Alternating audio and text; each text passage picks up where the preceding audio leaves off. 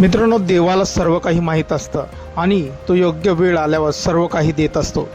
अशीच घटना वैष्णोदेवीच्या दरबारात घडली आहे. आपल्या हरवलेल्या भावासाठी प्रार्थना करणाऱ्या बहिणीला 5 वर्षानंतर माता वैष्णोदेवीच्याच दरबारात फळ मिळालेलं आहे.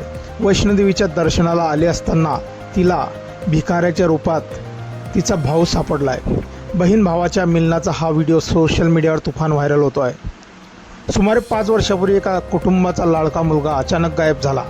कुटुंबाने सर्वतोपरी प्रयत्न केले, पोलिसांना बोलावले आणि शोध घेतला, पण त्या निष्पाप मुलाचा कोणताही तपास लागला नाही. हळूहळू वर्ष सरत गेली आणि लोकांना वाटले की कदाचित कधीच परत येणार नाही. पण असो म्हणतात की बहिणीच्या प्रेमात आणि प्रार्थनेत देवालाही नतमस्तक करण्याची शक्ती असते.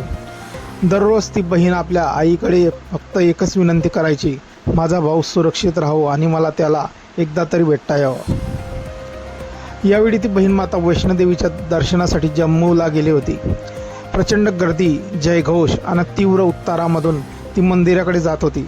तेव्हा अचानक कुंवारीजवळ तिला एक तरुण दिसला. तो फाटलेल्या कपड्यांमध्ये भिकाऱ्यासारखा एका बाजूला बसला होता.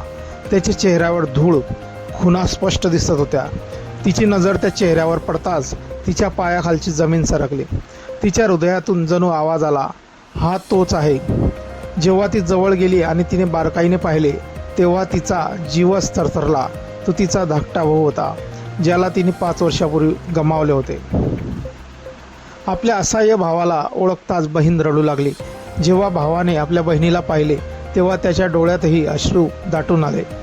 दोघांची एकमेकांना मारलेली मिठी आणि ते एकमेकांच्या गळ्यात पळूनसण एवढे रडले की उभ्या असलेल्या भक्तांच्याही डोळ्यात पाणी आले. लोक थक्क झाले. लोक आता हा व्हिडिओ शेअर करत आहेत. जर श्रद्धा खरी असेल तर दगडसुद्धा बोलतात. इथे तर खुद्द आदिशक्तीने एक चमत्कार घडवलेला आहे.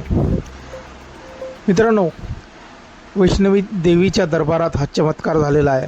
हा व्हिडिओ चांगलाच व्हायरल झालेला असून यावरती भरभरून अशा प्रतिक्रियाही येत आहेत. आपली काही प्रतिक्रिया असतील या व्हायरल व्हिडिओबद्दल आपण कमेंट बॉक्समध्ये देऊ शकता. व्हिडिओ आवडल्यास व्हिडिओला लाईक आणि शेअर करायचा. मित्रांनो, धन्यवाद.